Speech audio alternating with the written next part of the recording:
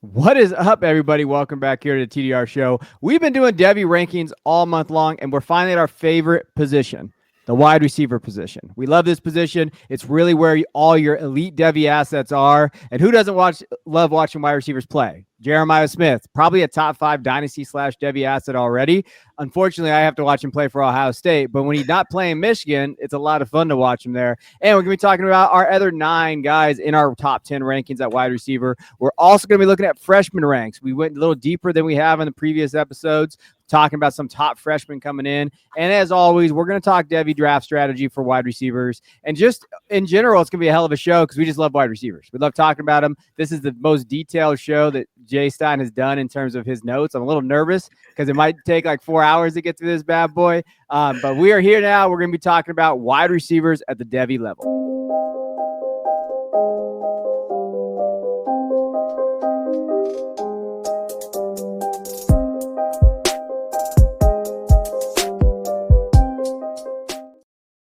All right, let's get into it. Let's talk strategy, though. Before we get into the meat of this podcast, we're going to talk about strategy.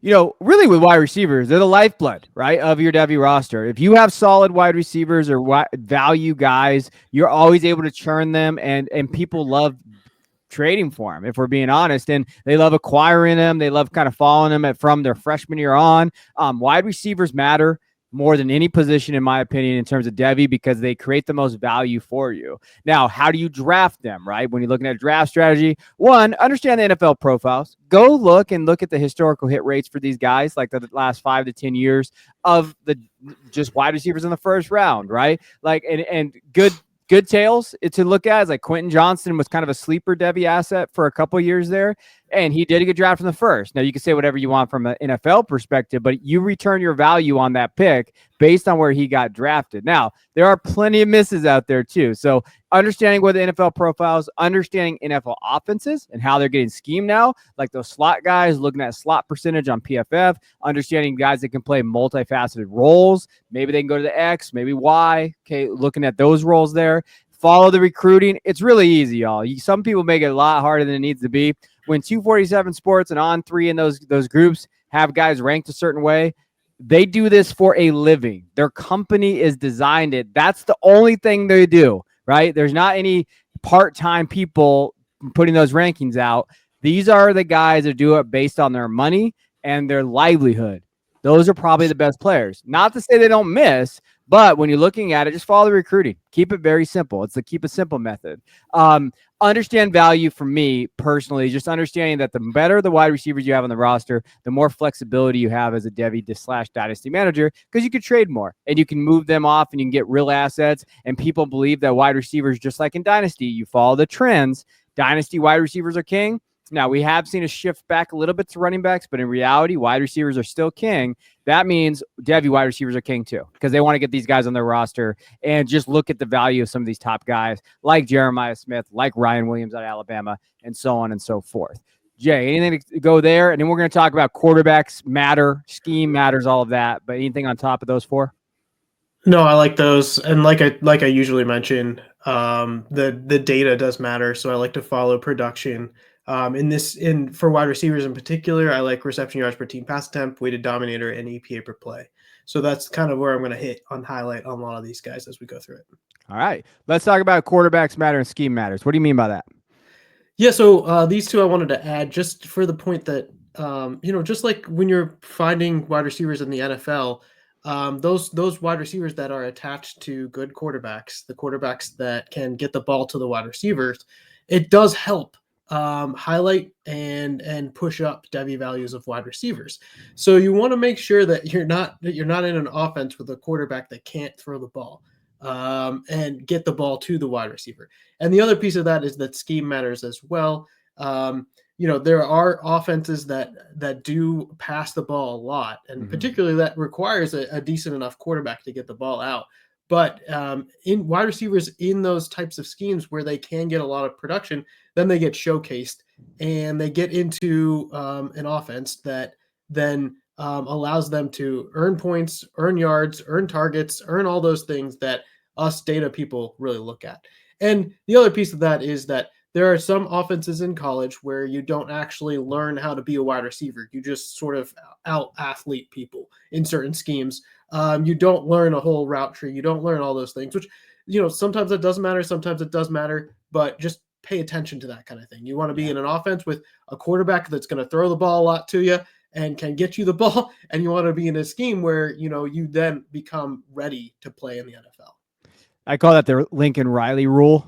Any wide receiver that goes to Lincoln Riley for some reason the last few years, especially at USC, just hasn't kind of panned out for the most part. I mean, there's some guys we like, Jacoby Lane, some of these other guys, but Zachariah Branch is probably the biggest one that has not learned how to play the position, hasn't earned the production and all of that. We'll get into him in a second. But scheme does matter. And it really matters too. There's a very big divide between Devy and college football. So college fantasy, CFF, that type of format has produced these high production guys that people love because they play for what? San Jose State, sorry, Nash, didn't mean to shit on you there. Or A&M something, Commerce or whatever, Akron, these plays. And so they see these high production rates and they're like, hey, those guys could be NFL guys. And I see some mistakes for newer players is in those 3rd, 4th, 5th rounds, instead of going after those 4 to 5 star, probably 4-star wide receivers in the freshman class, they kind of draft those high production guys at small colleges just based on what they see based on the stats or whatever. That's a no-no for me. That's why scheme does matter to a point, but talent wins out.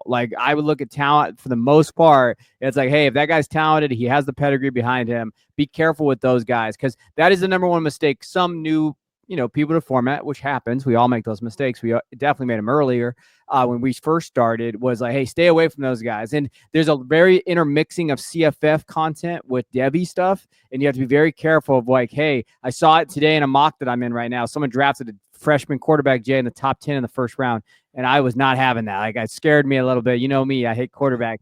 And I was this is a Devy mock, right? And they're yeah, but he's going to be a big year. I'm who knows, though? Malachi Nelson is going in the first round, and now he can't even win the job at Boise State. So understanding scheme, understanding that talent wins out, yes, but be careful with those small production guys sometimes. You just have to be careful there. Yeah, and I completely agree. And to add to that point here is a lot of times when you're thinking about Devy, people are thinking about the next year. And in this particular situation, we have a whole bunch of 2027 guys in our top 10s. These guys are younger guys. They're not going to be drafted for 2 years here, versus some of the older guys that have produced.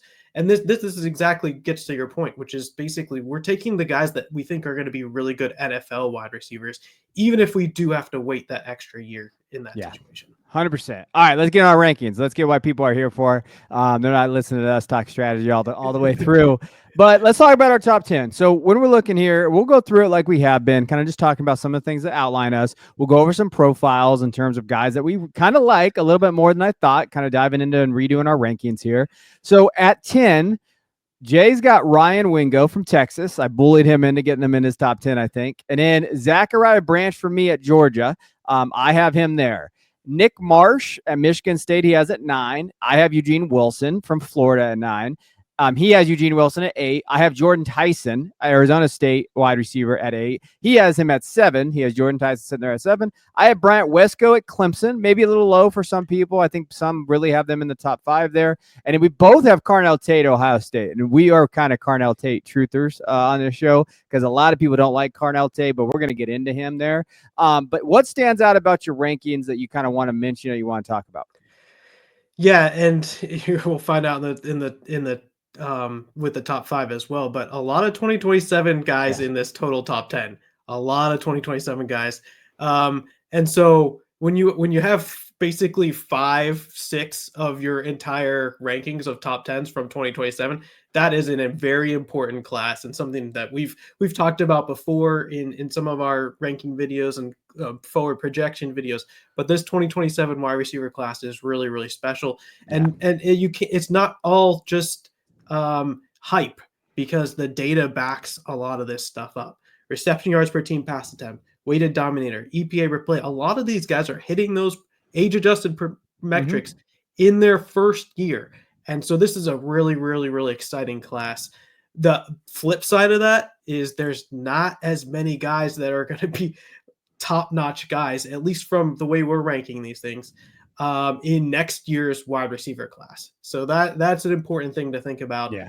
We both got Carnell Tate at 6, Jordan Tyson, Eugene Wilson probably fits in there too, but there's probably a couple guys, Eric Singleton Jr., Antonio Williams, these 3 and 4 year, the 3rd and 4th year guys, they're kind of got warts all over their profiles. They're not perfect profiles, and that's going to be your class for next year. So I'm not as excited about what the wide receivers look in next year's draft. Yeah, 100%. I think the 2026 class, I really kind of mentioned, that's a running back / quarterback class. Like, I think the wide receivers are the biggest question marks in that class there. But there's potential for risers. I think with this group, though, that we have here, I think it is something to know, like, you're still going to take shots on some of their profiles, like Eugene Wilson from Florida. Kind of had a down year last year because he was injured, but his freshman year, he was really good, right? He's bigger, too. He's not a small guy, 5'10", 183. But, when you're looking at him, he could definitely be that guy with DJ Lagway in that offense that you're like, hey, he bounced back in the slot, gets open, separation, explosive, all of those things. I think the biggest red flag for Eugene Wilson was he had hip surgery. That worries me with corners, wide receivers, those type of things. But he definitely has the talent. He was getting drafted at this level last year. And that just goes to show you he does hold his value a little bit, though, because he still had a down year, had to have hip surgery, and we still think he's top 10. So those are the type of reasons why wide receivers, if a running back has hip surgery, he's dropping out, ACL, those type of things. He's kind of dropping out people's rankings. That's why wide receivers have that. I'm a big fan of Eugene Wilson. As many know, I think that he can definitely be that guy that creates that separation in that offense. That I think he's the wide receiver 1 in that offense. I know some talented freshmen coming in there, but I think Eugene Wilson can be that solid piece for them. Anybody, I'm interested to see what your take is on Nick Marsh out of Michigan State. I know you've liked him for a while. Yeah, Nick Marsh, he actually, in this group of 2027 wide receivers, he had my 3rd highest of the guys that I'm really interested. 3rd highest reception yards per team pass attempt at 1.83 for his first year, a 24% dominator rating, and a 1.1 EPA per play, which is very, very high. So it's really, really good numbers from Nick Marsh. The only thing that's the knock on him is the situation for him, because he's getting passes from Aiden Childs, who is a bit sketchy. He has all the physical tools, but when I say quarterbacks matter, this is kind of the situation I'm talking about. And at Michigan State, where maybe he doesn't get the high profile type of stuff there at Michigan State. So this is the situation, but he did have one of the better data profiles. So, freshman last year, 41 receptions, 649 yards, 3 touchdowns, 2.11 yards per route run, which is actually really good for a freshman. Anything above that 2 is really good. And then if you get higher, if you eventually get something like closer to 3 sometime in your career, that's really good. So he's already started out really good. 4.8 yak per reception, 8 out well over 10. Here's one: 63.6% contested catch rate. So really, really good contested catch rate. And like I said, the question mark is really Aiden Childs. Can he get it to get? Can he feed him enough to keep him on his upward trajectory? But I really, really do think if you go and look at those age-adjusted charts, you got Nick Marsh really, really high up there, 3rd after some the really the top guys, and it really kind of an unknown, unheard of type of guy, kind of flies behind the radar. If you listen to our stuff, maybe you might have heard of him. If you listen to the Devy circles and stuff like that, you might have heard of him. But really, really flying under the radar for how good of a production year that he had. Yeah, no, 100%. And I think that when we think of the 27 class, we have a lot of them ranked in our top 5. That's a spoiler alert. We'll talk about that. But I think he could be like that sleeper of the group because he is interesting in terms of his profile and what he has. I would be surprised if he stays at Michigan State after this year. Like we just talked about, quarterbacks matter and scheme matter and all those type of things. I could see Marsh maybe that 3rd year going somewhere and really shining, and then maybe he gets in the top 3 category, right? Maybe he kind of goes in there, has a great year. We think of Florida State, for example. Those are schools that they go get kids like Keon Coleman, those type of guys. We could definitely see that. I do want to touch on Zachariah Branch before we get into the 2 guys here that we want to mention. That's Zachariah to me is just I still believe in his talent. And I think that he can be the wide receiver one on Georgia for whatever that means, right? I think this is the best wide receiver Georgia's had in a long time. And I know they had Ladd, but Ladd was in and out of injuries and all of that stuff. I know when you're looking at what they've had with Bowers and all the tight end room, Zachariah gives them that extra dimension that they've needed. And I think that they can utilize him and get him out there. And I still think with his skill set, I think the NFL team's going to love that. He's going to test well.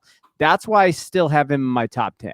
I understand people might not want him in the top 10 and he might be risky. And I think he's kind of a value, though. Like when you're kind of looking at what you probably can get for him right now, he's definitely a Devy buy out there for me, depending on where you go, depending on who you're trying to get in terms of like maybe tearing up or down. But when you're looking at him, I mean, he's going to the 4th round of startups right now. So if he's going to the 4th round, to me, that's a value worth taking for a guy that was the wide receiver one in the class forever. Yeah, and you see him when you watch him play. You see the incredible. He's a big play threat at any moment, no matter what he's doing. If he touches the ball, watch out. It's scary. Yeah. But from the way that my process works is he just really hasn't produced yet, and so I'll probably be back in on him if he goes to Georgia and takes over and is their best wide receiver and commands most of the production there. But it's just hard right now to put a lot of emphasis on him just because you haven't seen it quite in the numbers quite yet. But that's not everything. And when a guy has something special, he just needs to kind of showcase it. Then, like you said, in the 4th, it kind of makes a lot of sense. So, yeah. All right. Let's talk about a player that I saw him go as high as wide receiver 4 in a startup. So overall, that's Jordan Tyson out of Arizona State. Obviously, didn't play last year in 2023. In 2024, though, this previous year, had 113 targets, 75 catches, 1,000 yards, and 10 touchdowns for Arizona State. Him and Sam Levitt have a great connection with one another in terms of their play together at Arizona State. He did great. He got hurt before they got into the playoff. I think if they have Jordan Tyson in the playoff, I think they win that game against Texas, and then they're playing Ohio State, and that would have been interesting and kind of fun to watch. He did play his freshman year at Colorado. That's where he was at. He redshirted, though, his next year, so technically he's a redshirt sophomore, so he'll be a junior-ish next year. What do we think about Jordan Tyson? Because a lot of people have him pretty high, and they're going to be upset that Carnell Tate's ahead of him for us, by the way. Yeah, I like Jordan Tyson. He's a really interesting profile. He had a really good freshman year at Colorado, and then you have the transfer and year off. I mean, after that first year, he was one of those guys that was signaling to me like, these numbers are really good. Watch out! I'm going to keep this guy on the board. And you have a year off, and people kind of forget about you, and then you come back and then you crush again. His yards per route run in year 3 was over 3 yards. He has a 14 ADOT. His last year, he had an 83 PFF receiving grade. These are just really, really good numbers. So he had just an absolutely really good breakout year 3. Not to say that year 1 wasn't great, but year 3 was great. Yeah. So I think this is a really good prospect. I'm not sure whether he ends up wide receiver 1. He's probably in the top 5 wide receivers of who we're going to look at drafting next year. So I'll be confident about that. I just don't know who ends up being, but this data profile is really good. And if you compare it to Carnell Tate is not as good data profile. So you have the injury. You got to watch out for that. Is he able to get back going right away, right at the start of the season? Who knows? But I think that he's in one of those situations where he can own this whole offense. There's not much playmaking skill around in the pass catching area for Arizona State. And then you have Sam Levitt, who we've talked about in the quarterback ranking show, is a really interesting player. He had a really good season last year. I think he might have a really good another season here, and Jordan Tyson might be a big reason why. And I think he's got tons of market share potential in this offense. And so I'm excited about where his prospects are for next year. I think the thing with Jordan, so this is my argument for why I have Carnell a little higher than Jordan. Talent. I think Carnell Tate is more talented. I think from a recruiting profile, when you see where they came at, where they're at, I think matters, because I think historically, and I know this is people are going to get mad at this, Ohio State churns out fantasy wide receivers and very good wide receivers. We're going to see that. Arizona State, in this offense, it's a very wide receiver friendly offense with no other option. Look at who they were throwing the football after Jordan Tyson went down last year. And I think, and I can't sit here and say he didn't earn the 113 targets, but he definitely was one of the only ones that really got them, right? Like he definitely was out there. He did that. Carnell Tate's been struggling behind Jeremiah Smith, Marvin Harrison Jr., that whole room, right? Emeka Egbuka, he's had that. So to me ranking Carnell Tate is not a knock on Jordan Tyson. It's me thinking Carnell Tate is next in line next year. He's the wide receiver 2 on Ohio State, and he's going to explode, right? That's my thinking here. And from a talent perspective, it would not shock me to see Carnell Tate, being the wide receiver 1 of the 26th class. That doesn't mean I'm taking away from Tyson. I think that he is very solid. And I think that if he does another year of production like we saw this year, that's only going to help his profile, and he'll still be a top 3 wide receiver in the class. That's fine. I think it's just going to be interesting to see how they incorporate that offense, what defenses kind of do with him. I think that, the other side too of that is competition, Big 12 versus Big 10. That matters to me. Like if Carnell Tate comes out, has a breakout season his junior year, and really like shows out against Big 10 competition, that gives him the bump. And that's where I'm projecting at. That's why rankings are fluid. Like you can't be perfect here on your rankings, but that's where I'm at with Carnell Tate. Anything else on Tyson? And then we'll go on to Tate. Nothing on Tyson. Nothing left. Yeah. All right, let's talk about Tate then. So that's kind of where we're at with him. 6'3", 191, Ohio State wide receiver. He came in, he was the first Jeremiah Smith before Jeremiah Smith. He came in hotly recruited out there. People love this kid, and people were talking about him like they did, and people think he had a down year. He did not have a down year. He was playing again behind Emeka Egbuka and Jeremiah Smith, who became, we'll talk about Jeremiah a little bit, but all world, right? When this year, 15 games played, 67 targets, 52 receptions, over 700 yards, and 4 touchdowns. That is actually really good for a wide receiver 3 in that offense, which was more run heavy this year with Judkins and Travion Henderson, more spread out at least, and hyper focused on Jeremiah Smith and Emeka Egbuka. Those guys were earning targets all over the field. For Carnell Tate to still earn 67 targets, that to me is the greatest thing I can see in terms of where I value him and where I have him ranked, right? That's where I'm looking at when I'm saying, hey, I think he could be the wide receiver 1 of the 26th class. I still think he's talented. I think he just gets overshadowed by the other guys on that roster. Now, Jay's an Ohio State fan, so I'll let him kind of explain that too in general, what he sees from him on his profile. Yeah, and they made it, Ryan Day, Will Howard, they made it a point to get him targets because they think he's that good. And I think this is really the difficult part. When you have a wide receiver, maybe like Zachariah Branch, but if you have a wide receiver like Carnell Tate, who's in an offense behind just like, NFL wide receivers. You got Marvin Harrison and Emeka Egbuka. The next year it's Jeremiah Smith and Emeka Egbuka. These are really good NFL type level prospects. And yeah, you don't have the production that's above the line. You don't have all the market share because these 3 wide receivers are so good that it's hard to get everybody above the line in that offense all the time. But the point here is that Carnell Tate didn't get the stats, the market share stats that you'd like to see, that you think are predictive of future NFL stacks. So you have to either make the teammate exception or go with what your model says and say that that he's just not producing at the levels that you want to see. And what we're saying is we're making that teammate exception because Marvin Harrison Jr., Jeremiah Smith, Emeka Egbuka also all played in this offense. So The other thing I'd mention is you have a new quarterback this year. We talked about it in the quarterback episode. Mm-hmm. I do think Julian Sain wins this job, and I think that he's actually really good. I might actually say that as far as NFL prospects go, I think he's probably better than Will Howard. Maybe not what Will Howard was last year because of all the experience and what he's able to do, but as far as like what the potential could be, Julian Sain I think could end up being potential, but that also means that it might be a slower start for him. For all these wide receivers, Jeremiah Smith, Carnell Tate, and Brandon is just sort of getting all that stuff in rhythm. You have a new offensive coordinator with Brian Hartline, the wide receivers guy, sort of taking over the reins after Chip Kelly left. So there's going to be a lot of figuring out this year for Ohio State. Yeah. And so that worries me a little bit and sort of getting started at the beginning.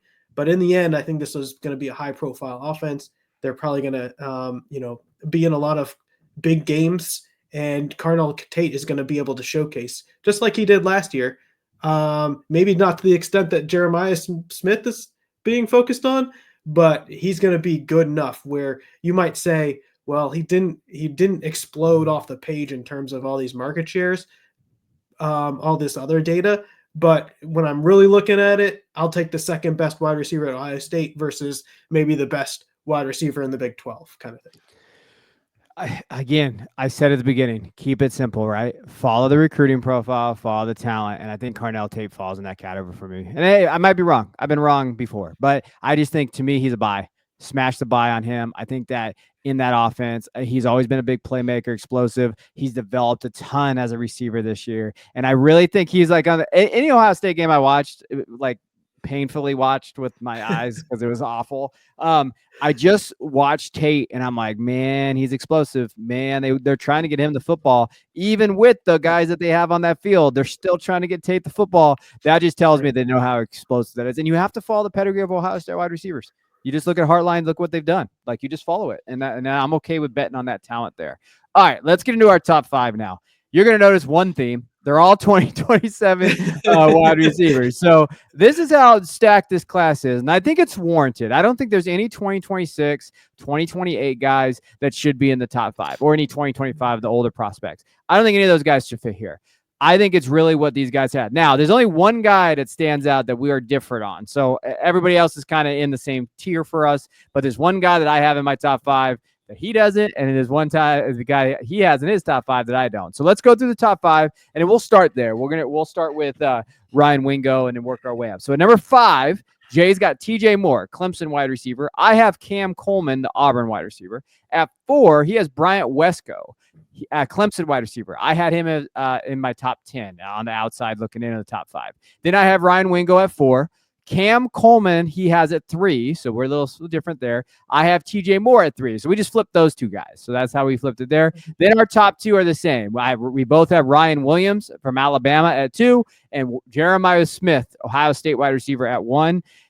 I think there's a case to be made. Maybe Ryan's not 2, but there's not a case for Jeremiah Smith not to be at 1 in anybody's ranking. So we'll get into those guys. But I do want to ask you about, let's start with Bryant Wesco. So I'm off on him a little bit than you are. I have him at, man, I forgot now because that's how old I am. I forget where I had him. But I believe it was I think it was 7. I think I had him in between Tate and Jordan Tyson. But what do you like about Wesco?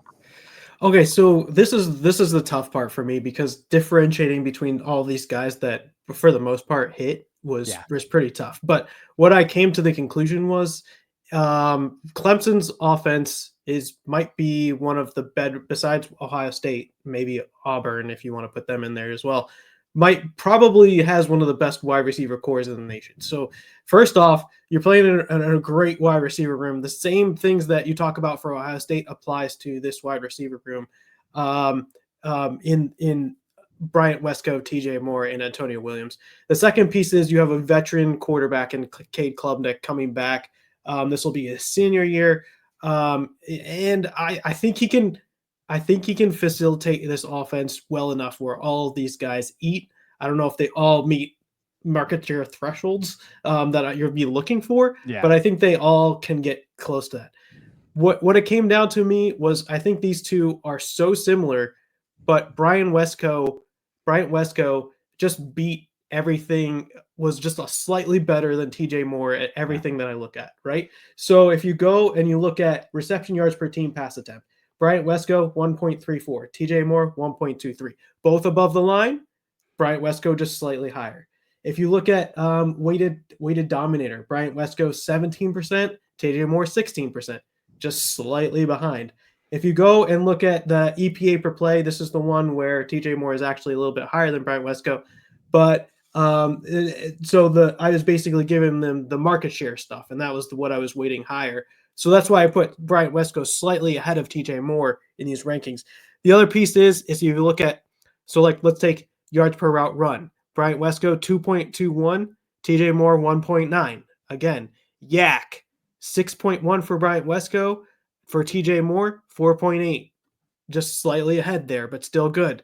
ADOT, 13.6 for Bryant Wesco, 12.6 for TJ Moore. So basically, all these things that I look for, besides maybe EPA per play, Bryant Wesco is ahead of TJ Moore. So I think these two for me kind of group together. Yeah. And then I when I was trying to figure out where to put him in the rankings, I just wanted to put Bryant Wesco just slightly ahead of TJ Moore, and for these purposes. I get that. I understand that. I mean, I really think that when you're looking at these guys, like I think that you can move guys in and out if you want to. I guess I'm lower on Wesco than some if I have Tate ahead of him. I think with Wesco, I really love what he's done. I think that when you're looking at him, I think he's explosive. If you're looking for the more explosive guy, I think it's Wesco, right? Over TJ Moore. I think TJ Moore is that more X, kind of that solid piece, the 6'3", 200 guy, kind of goes up and gets it, X guy on the outside. I think he was underrated this year a little bit. I think that the hype came in on him, but you have to remember too, TJ Moore was not a early enrollee, so he didn't come till over the summer. That took him some time. I believe Wesco was. So kind of those two kind of things. And then when you think of Dabo, such a pain in the ass Dabo is, especially with freshmen, especially with kind of how they implement him in the system. Like, I'm making excuses a little bit, but I do think Moore is the better player. I think he's more kind of rounded out receiver at this point. Wesco's fun though, and I definitely lower on him the most. I think for me, but I still have him in my top 7, so I'm not that low. But I think that he is special there. I think for me, the guy that I want to mention is Ryan Wingo out of Texas. I like Ryan Wingo a lot. Jay had him at 10 because he's a hater. But this is kind of where he's at, 6'2", 210, right? Last year did okay. He had almost basically 29 catches for 472 yards and 2 touchdowns. He looked good. Now, he did have some running plays too. That was one of those things where it's like, hey, he kind of showed that explosiveness. I think the thing that I like about Ryan Wingo the most is his opportunity ahead of him. Because I think when you're looking at Texas's roster, as good as they've been recruiting and as good as they've kind of gone in and done it, remember who they lost? Matthew Golden, Isaiah Bond, Gunnar Helm. Who else is there? I love Khalid Blockett, who's true freshman coming in. DeAndre Moore was a very talented recruit there as well. Jamie French is another highly recruited freshman. But who's the guy that's going to be Arch Manning's going to be targeting? Ryan Wingo. And I think Ryan Wingo, this fits all of our boxes that we talked about. Quarterbacks matter. Scheme matters.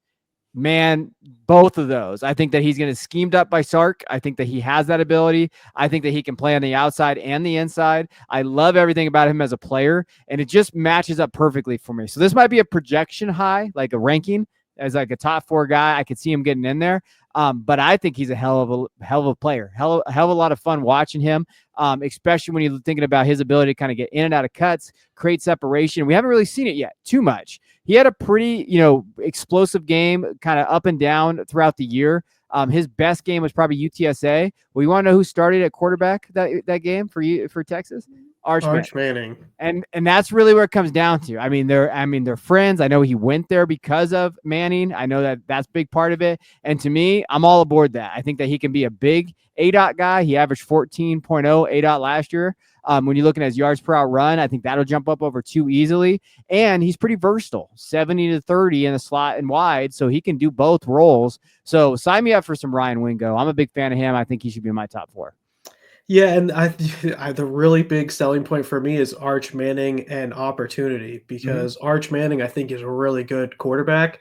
And like you said, there's plenty of opportunity. There's plenty of market share in this Texas offense, which I presumably is going to be a really high profile offense again this year. So I love this. I love this profile. Now, if I'm sticking with the way that the numbers played out, he did not meet those age-adjusted thresholds for reception yards between pass attempt, weighted dominator, and EPA per play. So that's why I have him. And if I got to stay true to my process, that's why I have him a little lower versus these other 2027 wide receivers.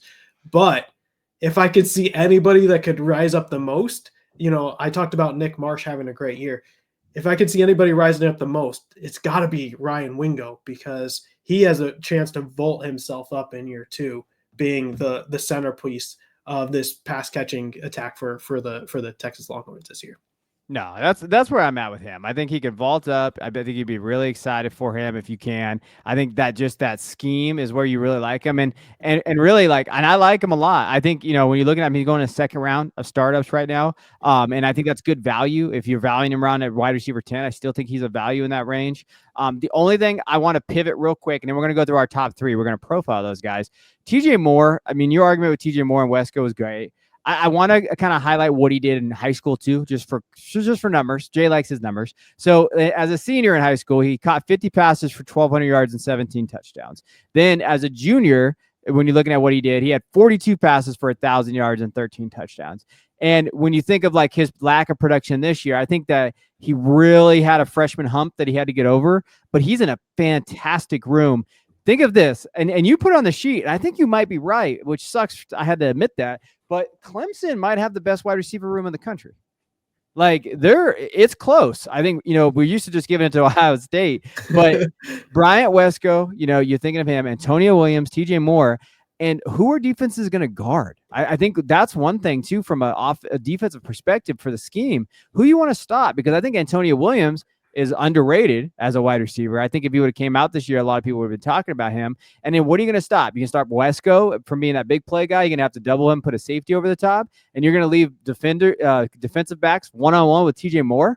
That's going to be a problem. And just even thinking about it, wrapping my head around it, maybe we should start thinking Klubnik a little bit more too. Like there's opportunity. That's why I had him in my top 10, man. Oh, here you go. This guy already pulled him in February. But maybe when you're talking about it, I mean, that wide receiver room is massive there, and I think that just helps those two guys this year for sure. Who knows what that quarterback situation is going to be when Klubnik leaves, but this year for sure, I think that's why TJ Moore to me, one-on-one situation, high school production, everything you see there. But that's why I have him a little higher. That's why I have Wingo a little higher, maybe Wesco a little lower. Obviously, Jay like Wesco because the numbers never lie to Jay. They talk to him. It's like that. It's like Spider-Man when what's his face gets injured, and he sees his mask and he's talking to him. That's the spreadsheets to Jay. That's right. All right, let's get into the top three. So we're gonna just start with Coleman. That's your number 3.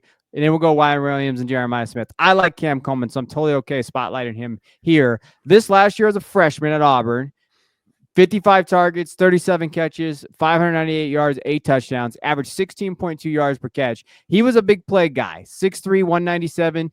A lot of people actually had him very close with Jeremiah Smith. So like they were close when we came out with recruiting wise. What do you like about Cam Coleman? He's special, man. I was watching the his highlights for this season. You watch highlights? No. Oh my gosh, yeah. Well, okay. I mean, I'm not. Where do they fit on the spreadsheet? I always gotta, where do they look? I gotta know a little bit about these guys before you get up and just spew numbers. So yeah. I watch all these guys, but I don't know what I'm looking at other than sometimes you see something a little special out of a guy. And so I think that you probably see that here with Cam Coleman. And one thing I'd note is the quarterback play at Auburn with Peyton Thorne was not that great this past year. But what you could see was Peyton Thorne just chucking it up all the time to Cam Coleman, and Cam Coleman coming down with a lot of balls this year. So yeah, it was either like just running by the entire defense without them having a shot and then having to come back for the ball, or some circus catch on the sideline in the end zone. He was just making incredible catch after incredible catch. He does meet all of these adjusted thresholds. He's very, very close to Nick Marsh. So, I do think that he has that meeting all of the thresholds piece of it, which is really important to my process. Slightly below Nick Marsh. We talked about Nick Marsh sort of, the context around his situation and maybe him having to transfer. Well, I think Cam Coleman's in a really good spot at Auburn. They do have a transfer quarterback this year in Jackson Arnold. And they did get a wide receiver as well, a new wide receiver to the team, Georgia Tech transfer Eric Singleton Jr., who's really good. And then there's also 2 other freshmen on that team, Malcolm Simmons at the slot, and then you have Perry Thompson, who's really good as well. But this is Perry Thompson. Yeah, this is a really, really good wide receiver room with a potential really good quarterback transferring in. This could be a scary offense. Then you have Cam Coleman, who his first year dominated Auburn's wide receiver. He had 1.62 reception yards per team pass attempt, a 20% weighted dominator rating, and a 1.25 EPA per play, which is really, really high EPA per play for a freshman, especially given how much he was involved in this offense. So this is a really good situation for Cam Coleman. Yeah. And I do think that, I like Eric Singleton Jr. I liked him at Georgia Tech. He was a large part of that offense. I really wanted to put Singleton in this top 10 list, somewhere in the back half of the top 10. But when it came down to it, I just know Cam Coleman's going to dominate this offense again. And so I think he is the special guy in this offense. And there is risk here. Does Jackson Arnold pan out? If Jackson Arnold doesn't pan out, who's going to be the quarterback there? Is it true freshman Deuce Knight? Is it somebody else? Who's going to be in that offense? But I think that Cam Coleman dominates the Auburn offense again, even in this very, very good wide receiving core that they have at that team. Hey, Auburn is going to have one of the most underrated offenses in college football this year. I really think that if Jackson Arnold hits, they could really challenge for the SEC. That's just where I'm at there. So that gives me hope with Cam Coleman because of production. QB matters. That's what we're looking at. And when you look at their offensive line, they're all seniors or redshirt seniors outside of one junior, Connor Lew at center. That's solid. And it goes into also understanding who you're drafting from a wide receiver position is like, what is that offense going to look like? Is it going to allow him to go make plays? And it will. The other thing, like I just said, in terms of like the Clemson's wide receiver room, they cannot double Cam Coleman with Eric Singleton in the slot, more than likely, Malcolm Simmons and Perry Thompson there. If they go 4 wide, oh my God. Like as long as Jackson Arnold has a pulse and just reads defenses somewhat and can get the ball out, a one-on-one with Cam Coleman is going to be won by Cam Coleman almost probably 80% of the time, if I had to just put a number on it. That's how special he is. And I do think that when you're looking at him, he should be in your top 5. Like he has to kind of be in that top 5. He's that good of a player. Honestly, I probably have him too low. Like that's probably where I'm at. I probably need to move him up a little bit, maybe ahead of Ryan Wingo after his year last year, but he's special. He definitely is. Now there's another guy that's kind of special too. He plays at Alabama. He had a strong start to the year. I would say that he looked phenomenal, especially in the game against Georgia where they knocked off Georgia. Definitely struggled down the end, but as you watched Ryan Williams throughout the season, you could kind of tell just how special he was too. I mean, he came out right out of the gate against Western Kentucky, had 139 yards, 2 touchdowns on just 2 catches, by the way. But he's a different receiver than Jeremiah Smith and Cam. So he's 6 foot 175. He's a smaller guy.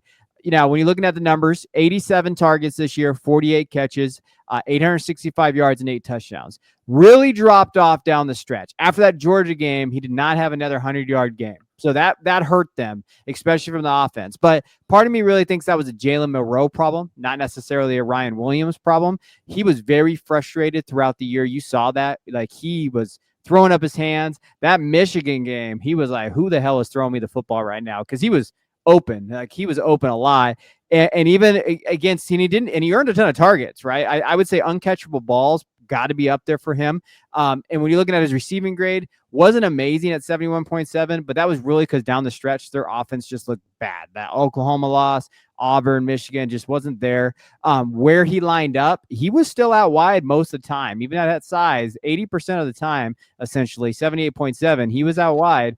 But ADOT 14.3, yards per route run 2.51. You love that. Yak, almost 400 yards of yak. I expect more things from Ryan Williams. I'm expecting him kind of to go there. I do kind of get little Xavier Worthy vibes, though, because he had a really good freshman year. And then we saw Xavier Worthy kind of, I don't know. I don't want to say he I don't know, didn't hit his potential, but I still think in Alabama's offense with what they're trying to do, that's going to be key. The only thing I have a question on is who's going to be the quarterback. Who is Alabama's quarterback this year? I think that's the one thing I'm a little bit worried about. Yeah, I couldn't agree more on the quarterback issue. You don't know, and we talked in the quarterback episode about Keelan Russell, but you also have Ty Simpson and Austin Mack. Who knows how that plays out and how long it takes for that to play out? That is a huge question mark for anybody if you're thinking about these Alabama wide receivers. Yeah. But what I want to say about Ryan Williams, well, you said Xavier Worthy. To me, when I was watching it, kind of reminded me of Devonta Smith Okay. Another Alabama wide receiver, and Devonta Smith had some really great years at Alabama. When I saw it, he's like basically a big time threat anytime he touches the ball. He seems to have like eyes in the back of his head. He comes back to the ball and like does a juke and can get by anybody that's trying to cover him deep. Yeah. It's amazing. Like he just seems to have the vision and the physical tools to just get out of any situation, stopping on a dime, having two defenders run into each other and just running around him. It is absolutely incredible. From watching him play. The other thing I want to mention was this is a guy that reclassified Yes. from the 2025 class to the 2024 class. So he is one of the youngest wide receivers. And if all goes according to plan, so in 2027 when he gets drafted, presumably in the first round, he's going to be one of the youngest wide receivers to ever get drafted in the first round.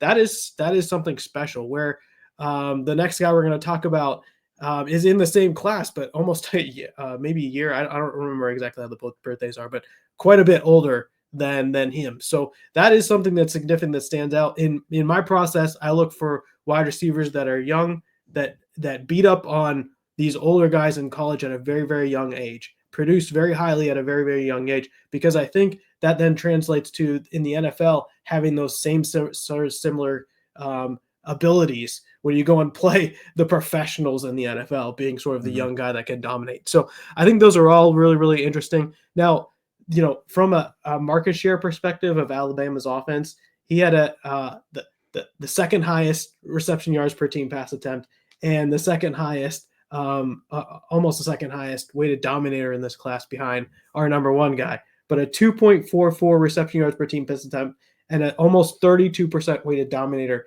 in year one that is phenomenal. That's kind of like what we saw at Xavier Worthy for his first year as well. Those are really, really good numbers. Yeah. One other thing I'd mention is he got 4 rush attempts for 48 yards and 2 touchdowns. They are finding ways to get him the ball, even if they can't throw it to him, they're handing it to him. A lot of times, which I find is really interesting, is some of these wide receivers, this really special ones, if you see them get a few carries, few long runs, and a few touchdowns, that also, to me, also signals a little bit of something there, that they just are just special people that they're trying to get the ball to. Yeah, I like that you brought up the age point. That was good. I appreciate you reminding me about that. He is young, and that's what we're talking about, his expectations there. I want everybody to know I wasn't comparing Williams to his play style to Xavier Worthy, more his production. Right. Yep. So I see the Devonta Smith stuff too. I see that, and I want everybody to know, like, I just worry that we saw this absolute. Now it could be different. Again, different schemes, Texas, whatever it was. Yep. But there was a quarterback problem there, and that's why I really worry with Alabama. I think Keelan Russell could be that guy. If he is that guy, I don't worry about it as much. But maybe when they break out, or maybe we're just not valuing, Austin Mack or Ty Simpson correctly. Maybe Ty Simpson is that guy for them, and like we don't know that yet because we haven't been at the practices. All right, let's talk about the guy that just tore it up. Jeremiah Smith, 105 targets this year out of Ohio State, 6'3", 191. Even if you don't watch college football, you probably know who Jeremiah Smith is. 76 catches, 1,300 yards, 15 touchdowns. Also 6 attempts on the ground, 47 yards and a touchdown. Was absolutely phenomenal. And when you talk about that and you talk about I'll talk about his outlook. Jay kind of goes to the numbers. Wide receiver 1 Ohio State next year. Emeka's gone now. Emeka Egbuka. We have Carnell Tate still there. We have Brandon Ennis there. Who's quarterback? We both think it's going to be Julian Sayin. That's probably where they're going to go. And I think that actually Sayin is going to be a better quarterback than Will Howard was. So I don't think his production is going to take a hit there. When we have our Devy Dynasty rankings on our Patreon, he's very high for me. He's definitely in that top 12 mark as Dynasty wide receiver right now. He's the 101 in the 27 class right now. I don't see a different 101 in terms of where he's valued at. There's so much we could say about Jeremiah Smith. He's everything that we want from a wide receiver, right? He's actually at 215 pounds, not 191. That didn't change for some reason. So he is at 215. I got that wrong on the graphic there. But he's a special player. Jay unfortunately gets to watch him as an Ohio State fan for the next 2 years. He could have came out last year. He's a first round talent, right? If he comes out this year, he would have got drafted in the first round. I think so. Yeah, I think he's the best player in college football, bar none. Yeah. So he's going to be on the game. But what do we know for him? What do we talking about in terms of his numbers? What stands out to you about his profile? Yeah, so a lot of times you have all these profiles: Ryan Williams, Cam Coleman, Bryant Wesco, TJ Moore, Ryan Wingo, Nick Marsh. They're all really good profiles, but you can find like little nuggets where they didn't quite hit on something. It wasn't just slightly. This is a wide receiver that hits on every single thing that you look for out of a wide receiver, and it's not like he's hitting just like what you'd want to see above age-adjusted thresholds.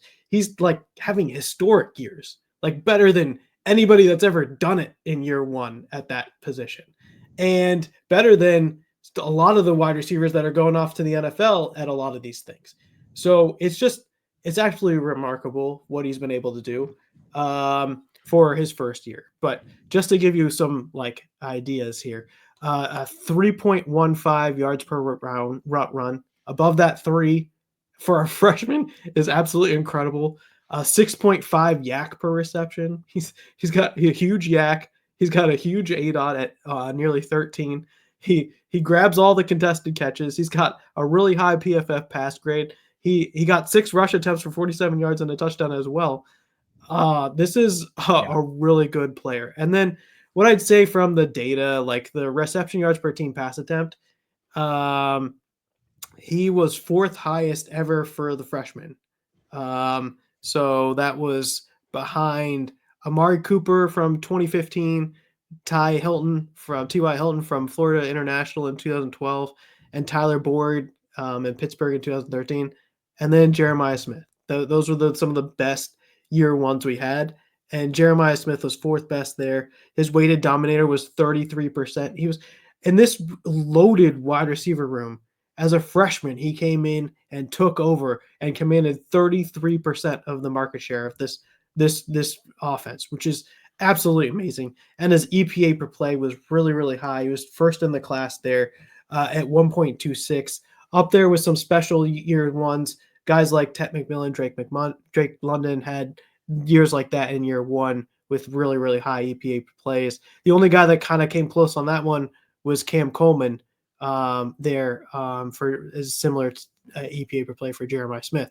So the other thing to think about here is, it felt like it was nothing for him. I mean, I know he puts in a ton of work. I know he works harder than everybody in the country, but he also has just the physical talents, mentally, that it's just he is the best player in college football. He can do whatever he wants on the field.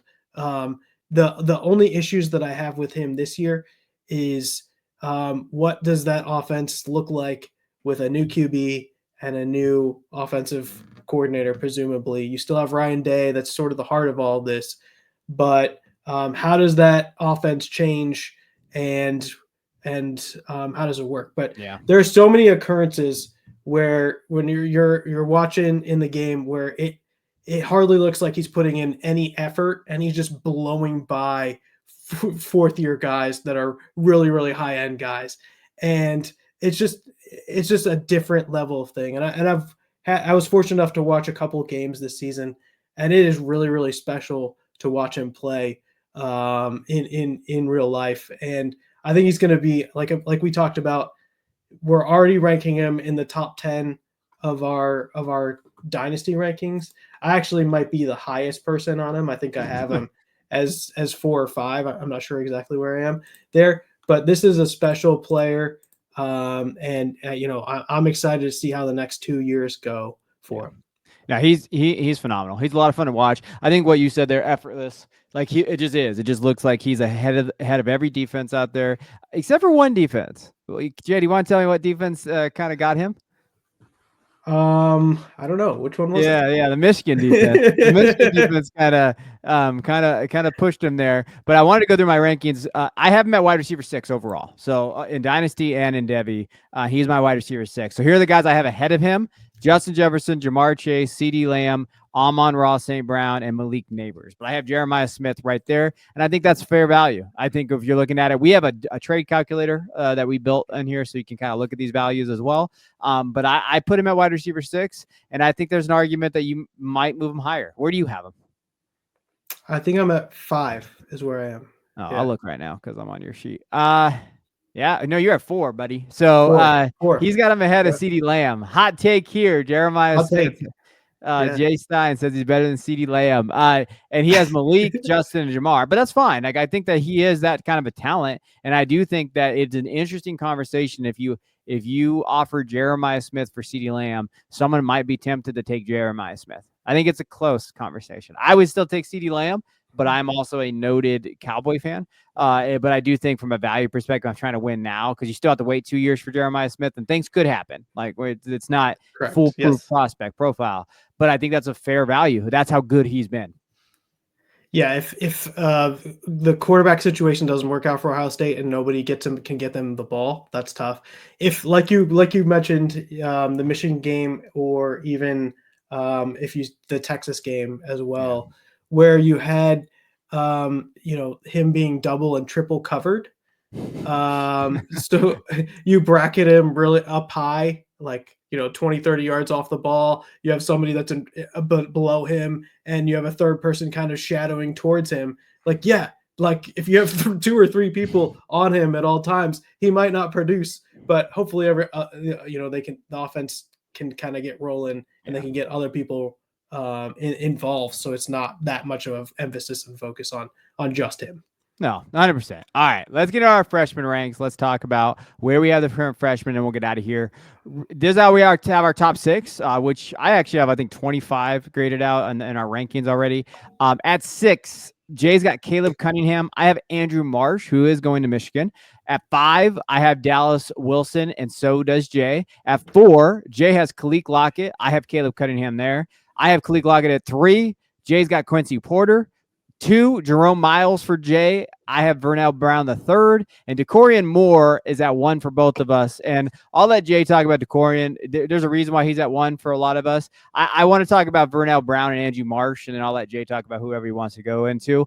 But for me, Vernell Brown is kind of an underrated guy. Many don't have him in their top 5. He's 5'11", 170, so he's a small boy, but Jay knows I love me some small boys. That's just kind of how it goes at the wide receiver positions. He's going to Florida as well, so he's going to be there with Eugene Wilson. And really with him, the thing I love about him the most, last year in 2023, he was a kickoff specialist and punt return. He had 4 touchdowns on special teams, and he caught 70 passes for 1,300 yards and 10 touchdowns. This dude is electric. And, oh, yeah, you know who he's playing with? DJ Lagway. That helps me too. And I think that once Eugene leaves, he'll step right in that role. He's dynamic. I think that, contested catch not going to be his thing, but he's a perfect slot for college and the NFL with what you're looking for. So to me, go out there and check out Vernell Brown. I'm probably higher on him than most in terms of rankings out there for those that still do Devy rankings. There's not that many. And then the other one, Andrew Marsh. Total homer pick here, y'all. So just letting you guys know, I watch him a ton because I'm a Michigan guy. But you know who he's getting thrown the football by? Bryce Underwood. And I guarantee you, he's going to be the most talented wide receiver on that depth chart. And as someone who's watched that depth chart for years now, when you're looking at him, Marsh comes in at 6'1", 175, but he's a big high jumper, really has an athletic background, really long strides, builds up speed. He's not that quick, shifty guy. But, when you're looking at what he's done for the 2 years in high school, in senior year, 65 passes, 1,100 yards, 15 touchdowns. As a junior, he did that. His senior year, he's still over 1,000 yards when you're looking at that. Very, very strong, kind of playmaking guy, bigger, stronger, going to be a perfect target for Bryce. I think he's underrated. Playing out there in Texas, he's a Texas recruit, 4-star kid. Probably would be a 5-star if he wasn't going to Michigan. That's just how it works with wide receivers. That's kind of how the stars system works there. But go take a look if you haven't watched Andrew Marsh and take a shot on him late in some Devy drafts. Yeah, I like that. I'll definitely be looking at him as well. And then DeCorian Moore, he's just an ultra productive guy. We were looking up the stats before the show on DeCorian Moore. Played 4 years, 204 receptions, 4,113 yards, 48 TDs. So just like super productive. His senior year and his junior year, he was up close to 1,500 yards each of those years, with like 19 or 18 touchdowns for all of those years. So just really, really ultra super productive. He's 5'11", 186. Usually I got wide receivers a little bit bigger than those guys, but 5'11" does meet my minimum height threshold. So if he can get that weight up, which I think he can throughout the season.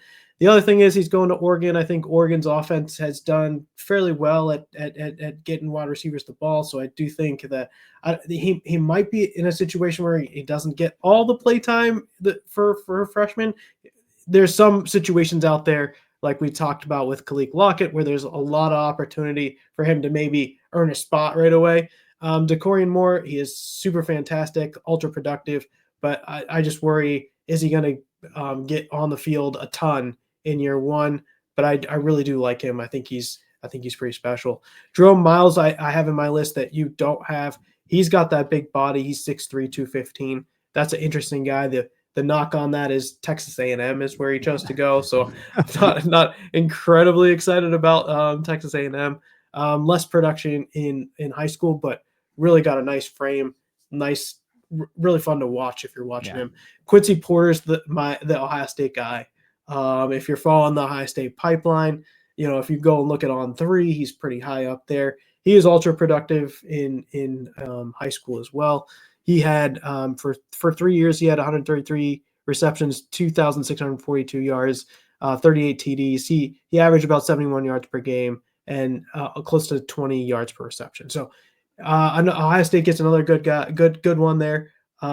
Again, I'm not sure how much play time he gets as a true freshman here behind the guys that I think will be the starters there with Jeremiah Smith, Carnell, Tate, and Brandon Inniss.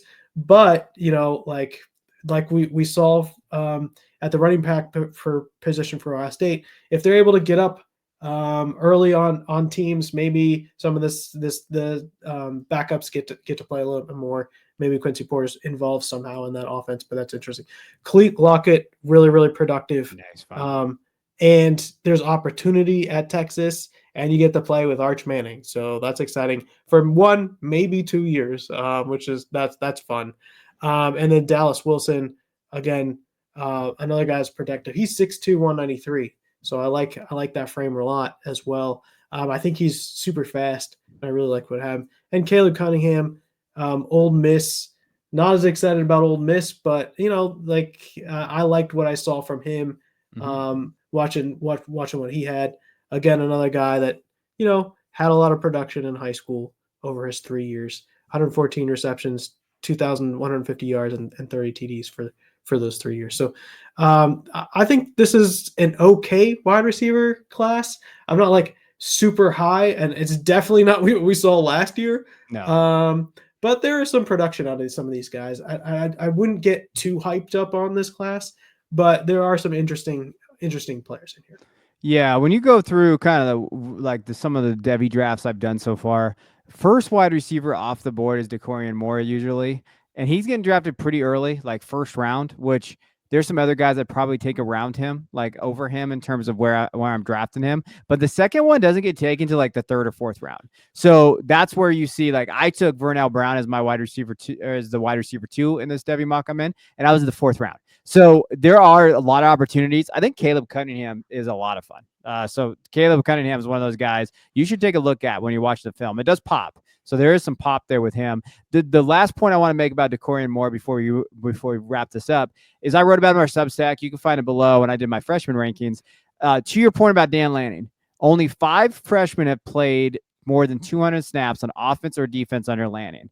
However, the one caveat I would say is he just watched Jeremiah Smith whoop his ass in the Rose Bowl, and he might be looking at DeCorian Moore as being his Jeremiah Smith and like, hey, we got to get this guy to football. I think the thing with Oregon is Dante Moore their guy? Is Dante Moore going to be that quarterback? We've seen him kind of struggle at UCLA. Will he be able to bounce back? Because I don't see that wide receiver room being very daunting. I mean, Evan Stewart's there, but Evan Stewart kind of looked like a shell of himself a little bit last year. I mean, he was good at times, but didn't really kind of do what we expect him to do. I think Moore could come in there and be that kind of their guy. So that's why I think I'm okay late first, because I think that Lanning's very good at adjusting and maybe changing his mindset when it comes to freshmen, because Ohio State was the same way with wide receivers too. But when a talent like Jeremiah Smith came in, they said, oh, maybe we should fix this. Maybe we should just get him the football. Maybe Oregon will do that. I don't think DeCorian Moore is in that category yet. I think he also played with Keelan Russell, the Alabama freshman, and maybe that propped him up a little bit too. So there's also kind of that for the narrative. But I think Lanning gives him the football a little bit more as well. And then the only last thing I want to talk about before we wrap this up is one thing to do when you're thinking of Devy, and Jay's talked about it before, and he's right about this. A lot of people are going to use 247 Sports. So they go through 247 Sports rankings and they kind of look at those guys. Go to On3, the other recruiting agency there, because they rank guys differently. And you can kind of see some disparity there, and that's where values can happen too. So if your league mates use 247 Sports for a lot of their stuff, because let's be honest, the recruiting spots like that is where everybody's getting their players from. It's where we're getting their players from. It's where every other Devy website or whatever website's out there, they're getting those things from those guys too. They're not out there recruiting high school sports at games and everything. So use On3 as well and like cross-reference them. Look at them and see, okay, where are some outliers here that I think maybe I should go after? That's exactly what Jay does with his wide receiver from Ohio State. Like when he's looking at saying, hey, who's ranked higher here, he's smart like that. So that's another little tip for you guys that are drafting. Like understand where your league mates look for their rankings in terms of their 247 Sports On3. I don't think anybody uses Rivals anymore. And damn, you better not be using ESPN. But really, it's On3 or 247 Sports. Anything there, Jay, before we move? Yeah, I mean, we talk about trying to figure out how to capture the edge and how to grab values, and you know, recruiting and evaluating high school players that then go into college is really, really tough.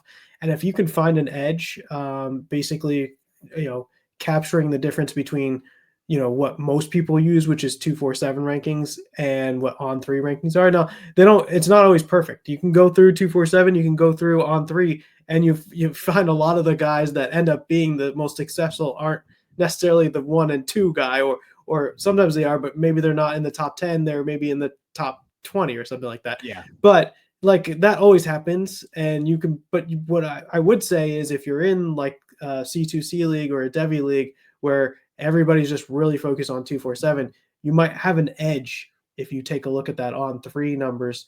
You do have to click.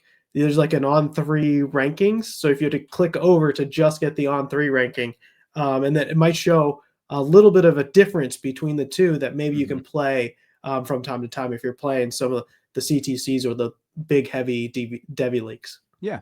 Just a little tidbit. We're trying to give you a little edge, right? We're always trying to find the edge in terms of this format here. Well, that's it. I know we went a little long, but wide receivers are near and dear to our heart. We love the wide receiver rankings and the values there. So drop me your comments. Who's high, who's too high, who's too low. We'll get the you hate Jordan Tyson comments, I'm sure. But let us know, where you're at with the rankings there. We do have our Dynasty and Devy rankings as well. So go check those out on our Patreon or our Substack. Go check that out as our articles there. We got a lot of fun things coming there. We appreciate you guys. We will see you guys next week on our next episode.